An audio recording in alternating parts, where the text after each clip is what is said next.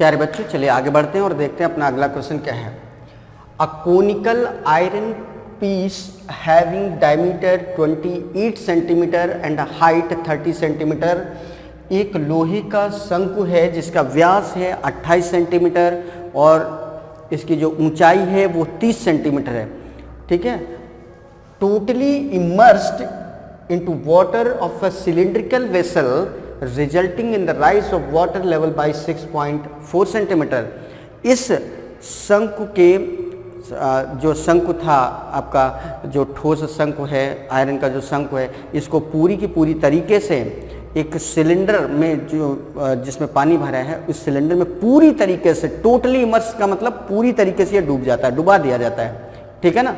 Totally immerse पूरा का पूरा उसमें डुबा दिया गया, जिससे कि पानी के लेवल में पहले जैसे ये सिलेंड्रिकल वेसल है, सिलेंड्रिकल बेलनाकार पात्र है, इसमें मान लो पानी यहाँ तक था, जब उसको डाल दिया गया तो जाहिर सी बात है पानी का लेवल यहाँ से बढ़ के ऊपर आ जाएगा। तो वही कह रहा है ऐसा करने से पानी का जो स्तर है, पानी का जो लेवल है वो 6.4 सेंटीमीटर क्या हुआ, बढ़ गया। तो कह रहा है कि उस बेलनाकार पात्र का व्यास कितना है। ठीक है ना। तो चलिए देखते हैं। जो शंकु है बच्चों, जो हमारा ठोस शंकु है, जितना इस शंकु का आयतन होगा उतना ही आयतन हमारा बढ़ जाएगा। कहाँ पर? जब हम उस वेसल में, बेलनाकार पात्र में जो पानी भरा है उसमें जब हम इसको डुबोएंगे तो जितना इसका आयतन है उतना आयतन पानी का बढ़ जाएगा, और जितना पानी का आयतन बढ़ेगा उसके अकॉर्डिंग पानी के जो लेवल में होती है वृद्धि वो हमें दिखाई पड़ जाती है। ठीक है ना। तो चलिए क्या करेंगे, वॉल्यूम ऑफ कोन क्या होगा। पहले तो हमें ये देखना पड़ेगा वॉल्यूम ऑफ कोन, शंकु का आयतन कितना है। वॉल्यूम ऑफ कोन, शंकु का आयतन बच्चों कितना होता है, 1/3 पाई आर स्क्वायर एच होता है ना। तो ये हो जाएगा 1/3 into pi means 22/7 into R square, radius कितना है इसकी 28 सेंटीमीटर इसका व्यास है, तो रेडियस होगी 14 इंटू 14, और हाइट क्या है बच्चों 30। ठीक है ना। तो एक काम करते हैं, 7 से डिवाइड किया, ये बच्चों क्या हो गया 2 है ना। 3 से डिवाइड किया बच्चों कितना आ गया 10, तो ये आ जाएगा 22 2 जा 44 इंटू 14 इंटू 10 140। बच्चों शंकु का आयतन इतना आ रहा है। अब शंकु का आयतन आ रहा है 44 इंटू 140 आ रहा है। अब इसको जैसे उसमें मान लो जैसे ये बेलनाकार पात्र था, मान लो यहाँ तक पानी भरा था, उसमें जब आप इसको पूरी तरीके से डुबो देंगे तो पानी का ऊपर स्तर ऊपर आ जाएगा। पानी का लेवल क्या होता है आप खुद देखें, किसी भी पात्र में जिसमें पानी थोड़ा सा भरा उसमें कोई आप सॉलिड चीज़ डाल दें तो पानी का लेवल क्या होता है, बढ़ जाता है। ठीक है ना। तो पानी का लेवल यहाँ पर बढ़ा कितना है 6.4 सेंटीमीटर। तो पानी का लेवल क्यों बढ़ा, क्योंकि इतना आयतन उसमें क्या कर दिया गया, इमर्स्ड कर दिया गया है, मिला दिया गया है, डाल दिया गया है, डुबो दिया गया है ना। कैसे भी आप समझ लो।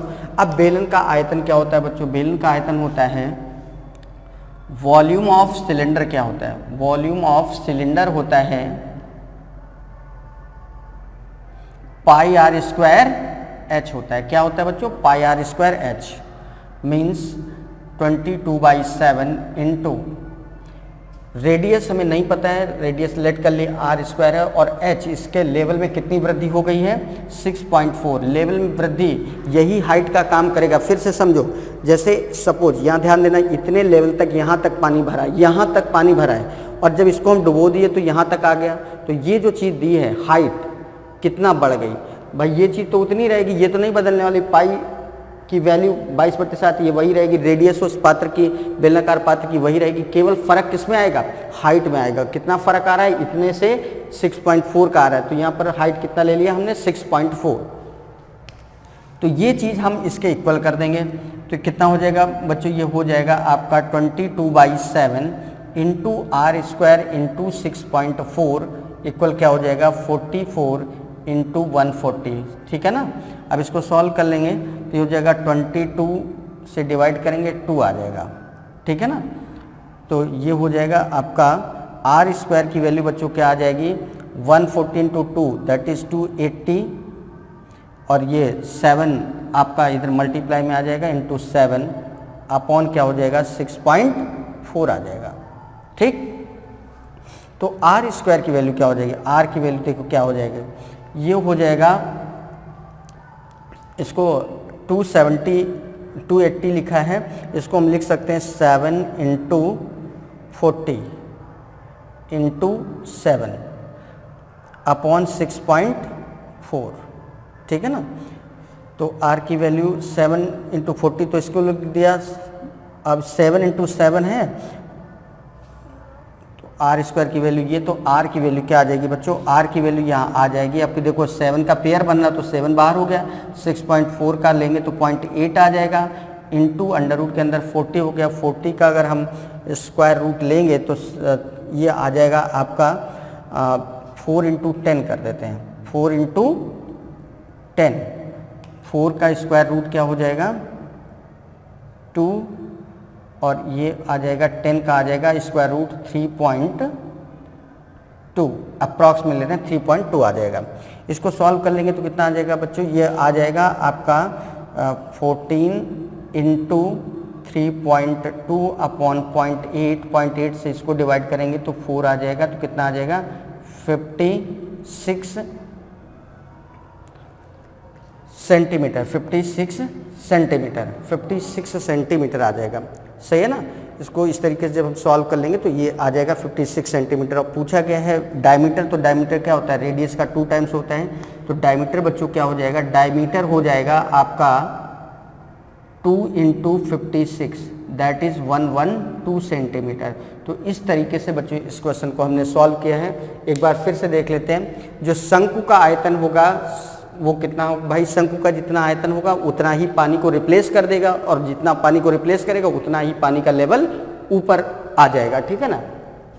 तो शंकु का आयतन क्या है, 1/3 pi are square H, 1/3 pi की value 22/7 into R square means radius, व्यास 28 सेंटीमीटर दिया है तो त्रिज्या क्या हो जाएगी 14 इंटू 14, और हाइट क्या है 30 सेंटीमीटर। इस तरीके से इसको सॉल्व करेंगे, 3 से डिवाइड किया, 30 को 10 आ गया, 7 से डिवाइड किया गया तो कितना आ जाएगा 22 इंटू 2 44 इंटू 14 इंटू 10 दे दी 140।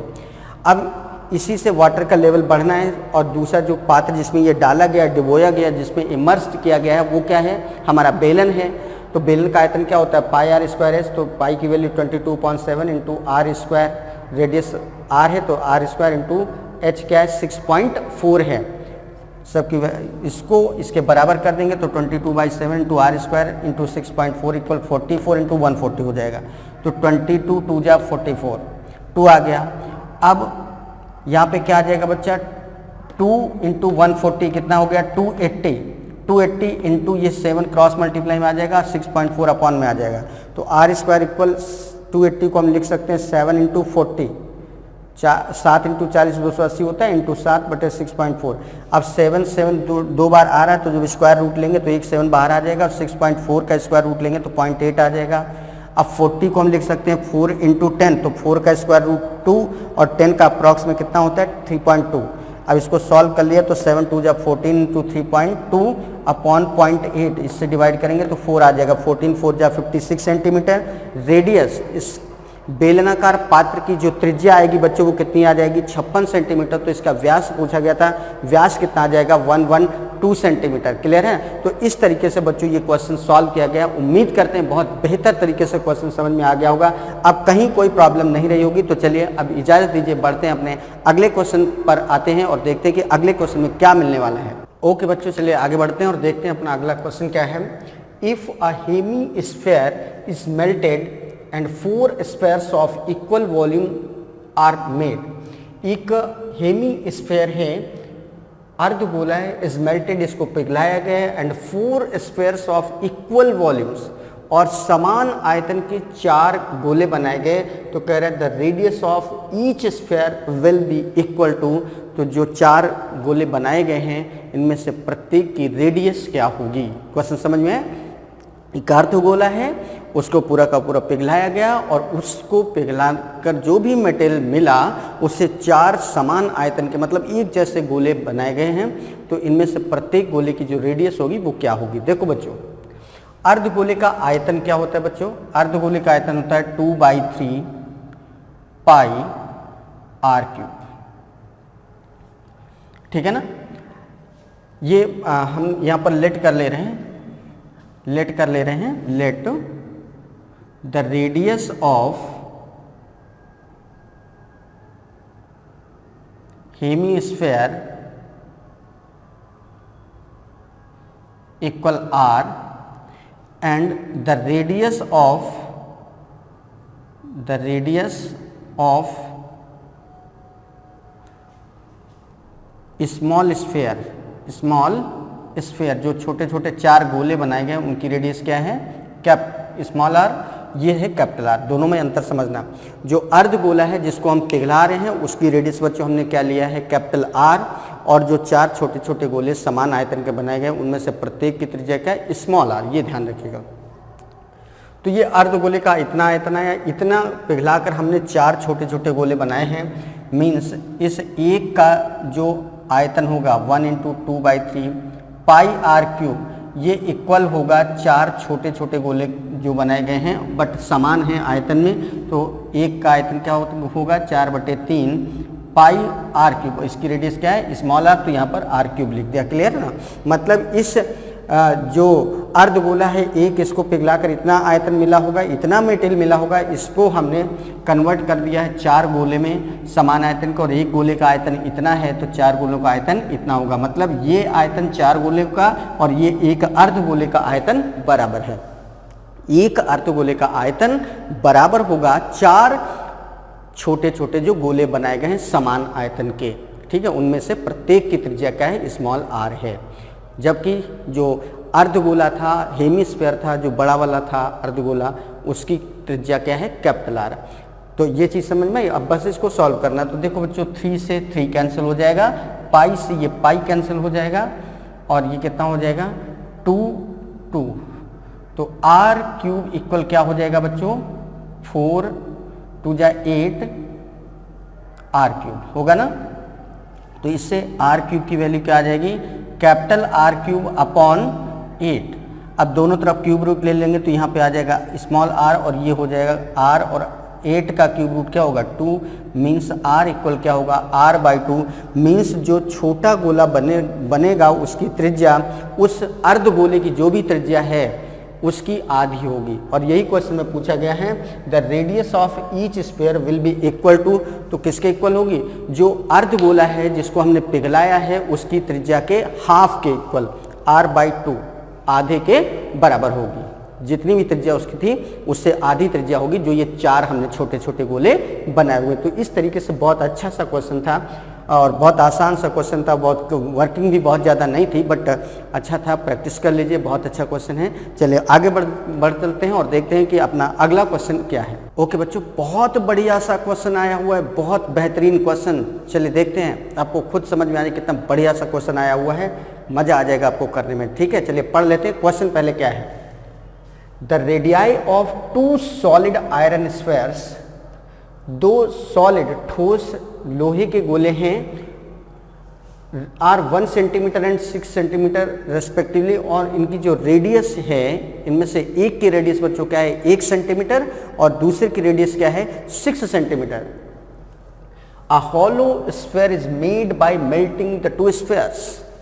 इन दोनों गोलों को पिघलाकर, इन दोनों गोलों को पिघलाया गया और जो भी मेटेरियल प्राप्त हुआ उससे बनाया गया एक खोखला बेलन, खोखला गोला बनाया गया। उससे क्या बनाया गया, एक खोखला गोला बनाया गया। If the external radius of the hollow sphere, अब इस खोखले गोले की जो बाह्य त्रिज्या है जो वो क्या है 9 सेंटीमीटर है। तो कह रहा है then the thickness of hollow sphere, तो इस हॉलो स्फीयर की, इस खोखले गोले की मोटाई क्या है, मोटाई कितनी, कितना मोटा खोखला गोला बनेगा। तो है ना बच्चों, बहुत अच्छा सा क्वेश्चन, और करेंगे भी हम लोग बहुत अच्छे तरीके से। चलिए स्टार्ट करते हैं। देखिए 2 गोले हैं, एक की रेडियस क्या है, एक की रेडियस 2 स्फीयर्स हैं बच्चों, ये 2 स्फीयर्स हैं।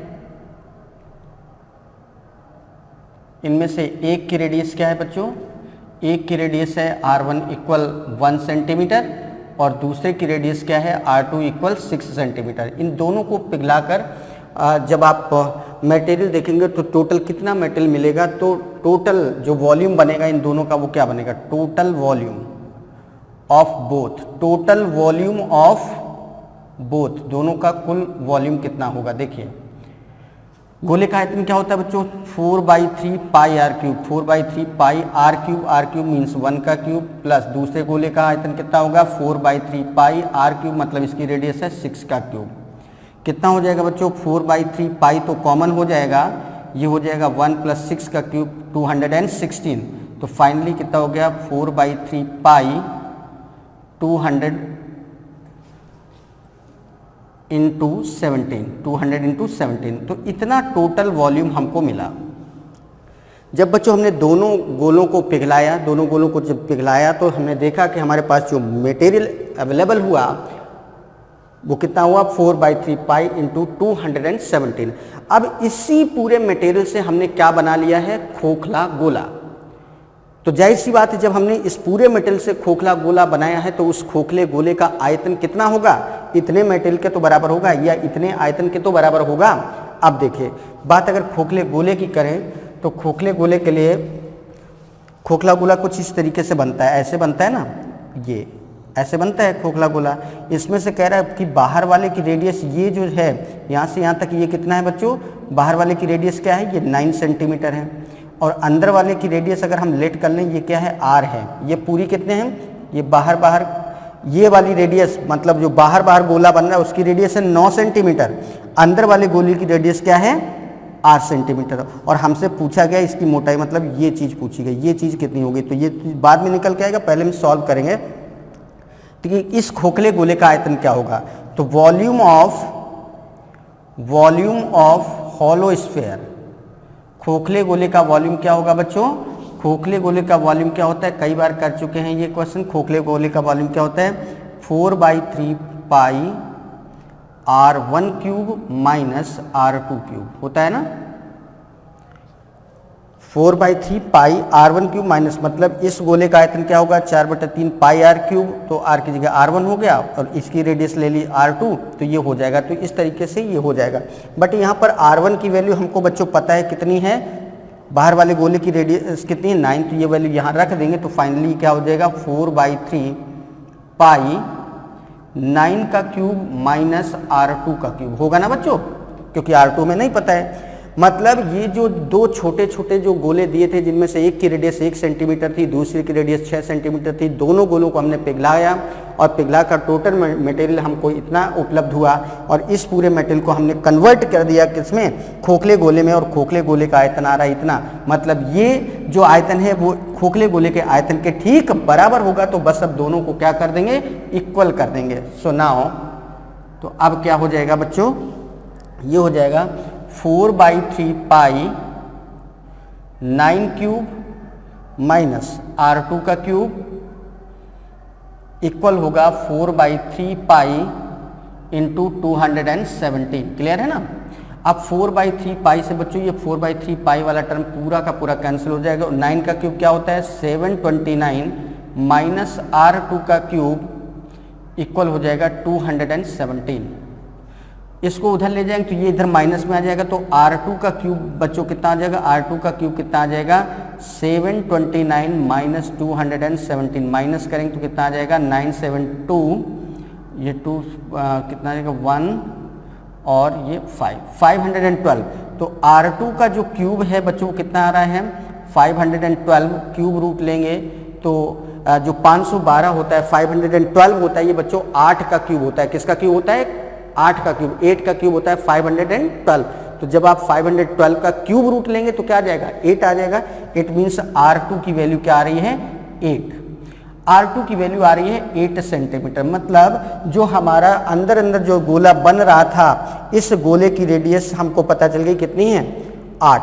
अब बच्चों देखो यहाँ से यहाँ तक ये 9 है और यहाँ से यहाँ तक ये क्या है 8 आ रहा है।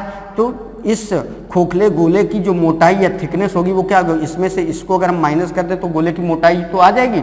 इसलिए then thickness of hollow sphere, खोखले गोले की मोटाई कितनी हो जाएगी, हॉलो स्फीयर इक्वल हो जाएगा आपका R1 minus R2 means 9 minus 8, क्योंकि उसकी रेडियस कितनी 9 और इसकी क्या आ रही है 8, 9 माइनस 8 मतलब 1 सेंटीमीटर। तो ये है क्वेश्चन। इस तरीके से इस क्वेश्चन को हमने बच्चों सॉल्व किया। बहुत बहुत बढ़िया क्वेश्चन था। एक बार फिर से देख ले रहे हैं। हमारे पास दो गोले थे बच्चों, एक की रेडियस क्या थी 1 सेंटीमीटर, दूसरे गोले की रेडियस क्या थी 6 सेंटीमीटर।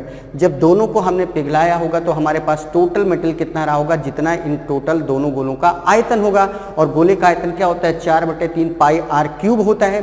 4/3 पाई आर क्यूब एक गोले का, 4/3 पाई आर क्यूब दूसरे गोले का। उसके अकॉर्डिंग हमने सॉल्व कर लिया। तो 4/3 पाई पहले वाले की क्या है रेडियस 1 सेंटीमीटर, तो 1 का क्यूब, दूसरे गोले की रेडियस 6 तो 4/3 पाई 6 का क्यूब हो गया। इसको सॉल्व करेंगे तो 4/3 पाई कॉमन हो गया, 1 का क्यूब 1, 6 का क्यूब 216 और 1 17 मतलब 4/3 पाई इंटू 217 मतलब दोनों गोलों का जो संपूर्ण आयतन टोटल आयतन आया वो कितना आ गया 4/3 पाई इंटू 217।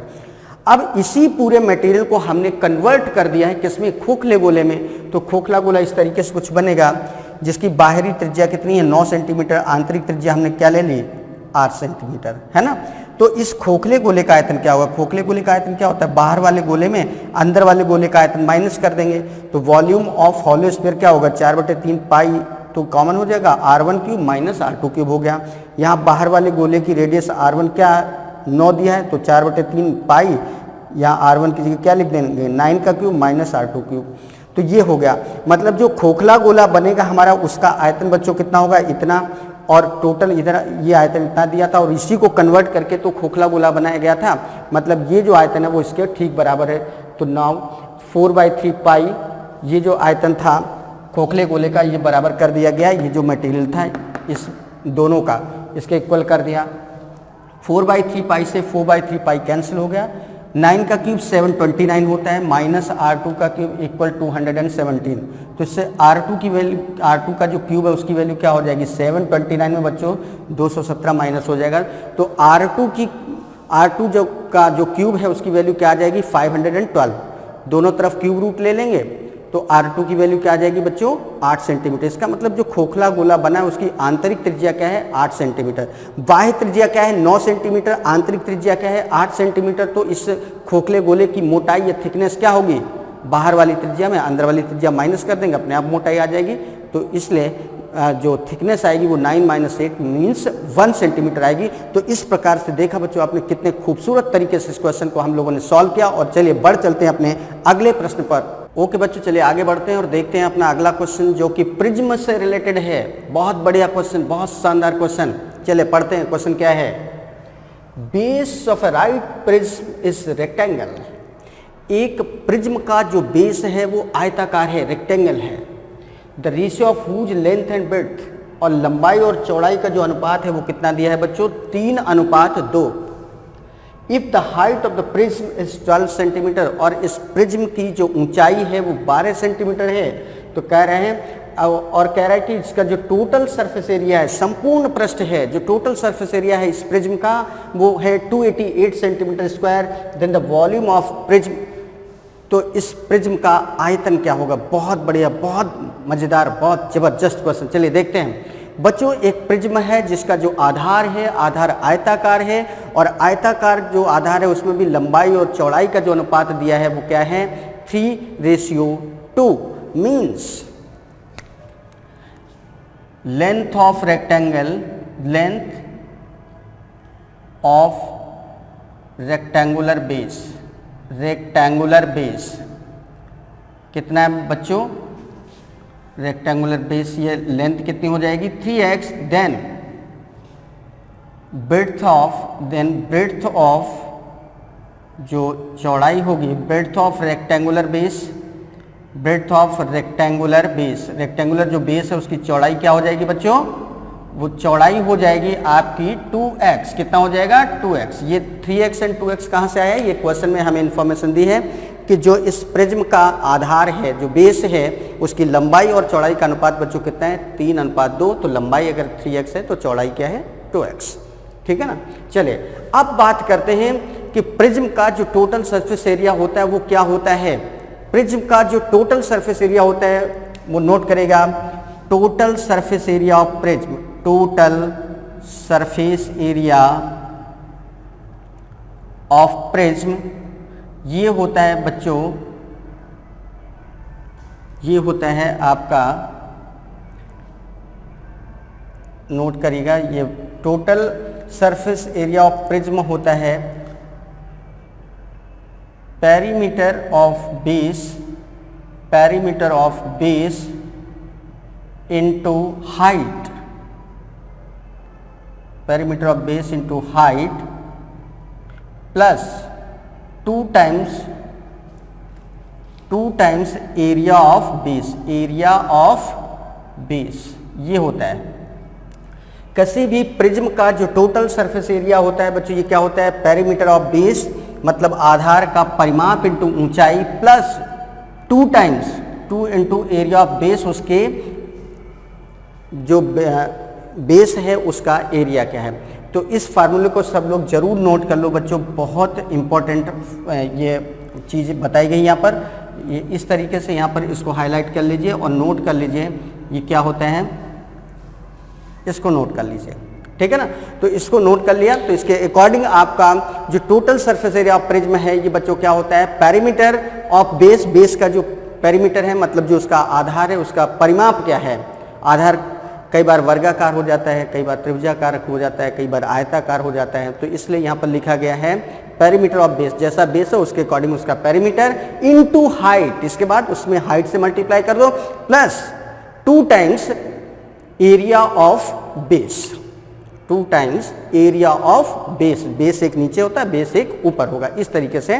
तो इसको नोट कर लीजिए, ठीक है, सभी लोग जरूर नोट कर लें। और इसके बाद हम लोग आगे बढ़ते हैं और देखते हैं कि आगे कैसे सॉल्व करना है। तो देखिए क्वेश्चन में क्या दिया है, total surface of area of prism क्या दिया है बच्चों, 288। तो यहाँ पर बच्चों हमने क्या लिख दिया, 288, ये हो गया 288 इक्वल पेरीमीटर ऑफ बेस, इसका बेस जो था वो रेक्टेंगुलर था इस तरीके से, तो इसका पेरीमीटर क्या होगा, ये 3x है, ये बच्चों क्या है 2x है, और रेक्टेंगल का पेरीमीटर आप सब जानते हैं क्या होता है, 2 times length plus breadth means 3x plus 2x, ये हो गया, plus 2 times area of base, area क्या बनेगा, लंबाई इंटू चौड़ाई मीन्स 3x इंटू 2x, यही आएगा ना।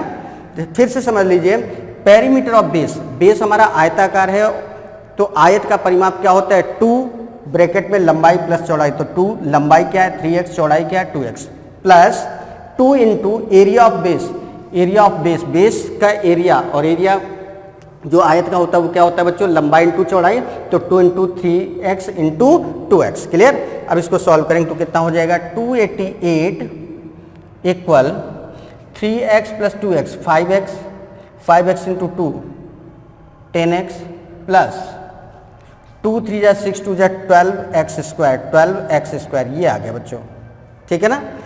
तो 12x square plus 10x equal 288 आ गया, सभी ये नंबर्स 2 से डिविजिबल हैं, तो ये आ जाएगा बच्चों 144 equal 5x plus 6x square, 2 से दोनों तरफ डिवाइड कर दिया तो क्या आ जाएगा, इसको डिवाइड करेंगे तो 144, इसको डिवाइड करेंगे तो 5x प्लस 6x स्क्वायर।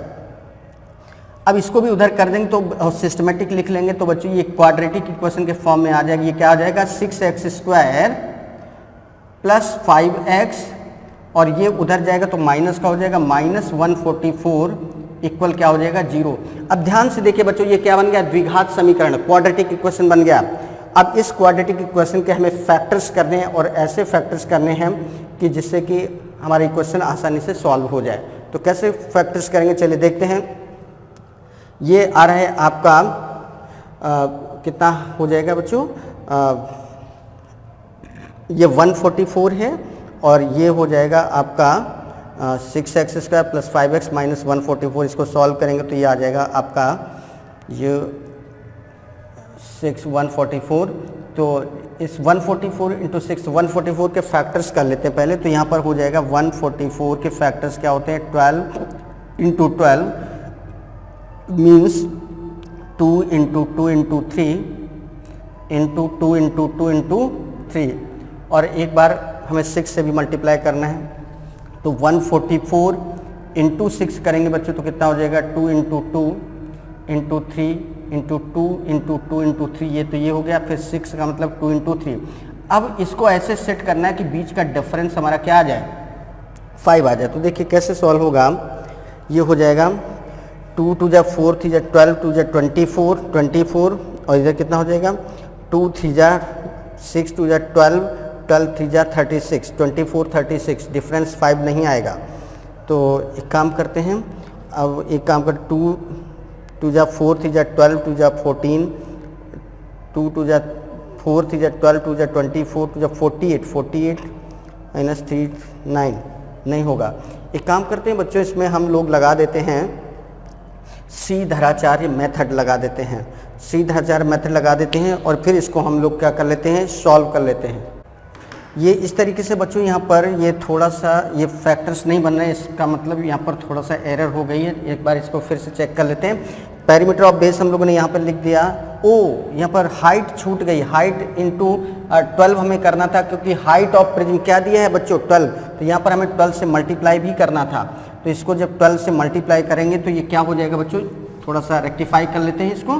तो इस पर हमें 12 से मल्टीप्लाई भी करना था, तो ये हो जाएगा आपका पेरीमीटर ऑफ जो बेस है, पेरीमीटर ऑफ बेस है, ये क्या हो जाएगा बच्चों 2, पेरीमीटर ऑफ बेस क्या हो जाएगा 3x प्लस 2x इंटू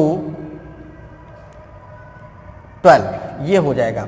इसको सॉल्व करेंगे बच्चों तो क्या आ जाएगा, ये आ जाएगा आपका 288 इक्वल 3 2 5 2 जा 10x इंटू 12 120x प्लस 2 3 जा 6 2 जा 12x स्क्वायर, ये आ जाएगा। अब 12 से अगर डिवाइड करें तो 12 से पूरा डिवाइड हो जाएगा, तो ये बच्चों कितना हो जाएगा 12 2 जा 24 4 12 4 जा 24 equal 10x plus x square. अब इसको सही फॉर्मेट में हम लोग लिख लेंगे तो ये क्या हो जाएगा आपका x square plus 10x minus 24 equal 0।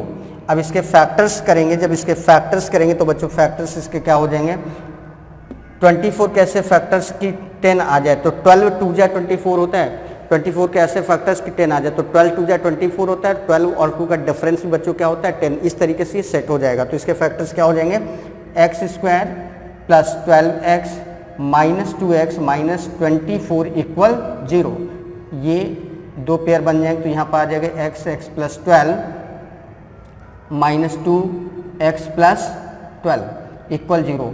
अब यहाँ पर ये हो जाएगा आपका x प्लस 12 एक ब्रैकेट में और एक ब्रैकेट में x माइनस 2 इक्वल 0। अब either this equal 0 either this equal 0, तो यहाँ से x की वैल्यू क्या आएगी माइनस 12 और यहाँ से x की वैल्यू क्या आएगी 12। ये वैल्यू नॉट एक्सेप्टेबल होगी, नॉट एक्सेप्टेबल क्योंकि नेगेटिव है, नॉट एक्सेप्टेबल, इसको एक्सेप्ट नहीं करेंगे। तो सही वैल्यू क्या आएगी हमारी x की 2। तो x की वैल्यू जब 2 आ गई तो अब हमें यहाँ से जो भी चीज़ चाहिए होगी वो निकल आएगा। और एक्चुअली हमसे पूछा क्या गया है, देन वॉल्यूम ऑफ प्रिज्म, तो प्रिज्म का वॉल्यूम क्या होगा, प्रिज्म का वॉल्यूम होगा बेटा volume of prism, volume of prism होगा ये होता है area of base into height, area of base into height, area of base into height. और area of base, area of base मतलब बेस हमारा कैसा था, रेक्टेंगुलर था, तो ये क्या हो जाएगा 3x इंटू 2x, ये एरिया ऑफ बेस हो गया इंटू हाइट। हाइट कितनी आ रही है, इसकी हाइट बच्चों कितनी थी 12 थी, तो ये हो जाएगा आपका 3 2 जा 6x square, 6x square into 12 means 12 6 जा 72x स्क्वायर। अब x की वैल्यू रख देंगे और x की वैल्यू क्या आ रही है 2, तो ये हो जाएगा 72 इंटू 2 इंटू 2, तो 70 ये हो जाएगा 4 2 जा 8 4 7 जा 28। इस तरीके से बच्चों इसका जो आंसर आएगा वो क्या आ जाएगा 288 सेंटीमीटर क्यूब। इसका आंसर क्या आ जाएगा 288 सेंटीमीटर क्यूब। तो ये था बच्चों, इस तरीके से इस क्वेश्चन को सॉल्व किया गया था। बहुत बढ़िया, बहुत बेहतरीन क्वेश्चन था। बस ये चीज़ ध्यान रखना, total surface area of prism equal क्या होता है, perimeter of base into height plus 2 into area of base. और इस तरीके से जो यहाँ पर अननोन थी चीज़ें वो हमें किसके माध्यम से, जब हमने x की वैल्यू निकाल ली और x की वैल्यू निकाल ली तो फिर हमने क्या बताया था कि जो प्रिज्म का वॉल्यूम होता है, प्रिज्म का जो आयतन होता है, ये क्या होता है, एरिया ऑफ बेस, बेस का जो एरिया उसमें हाइट से क्या कर दो, मल्टीप्लाई कर दो। तो इस तरीके से इस क्वेश्चन को सॉल्व कर लिया गया था। बहुत अच्छा क्वेश्चन था। आई होप सो कि आपने बहुत अच्छे तरीके से इस क्वेश्चन को समझा और सीखा होगा। चलिए अब बात कर लेते हैं अपने अगले प्रश्न की।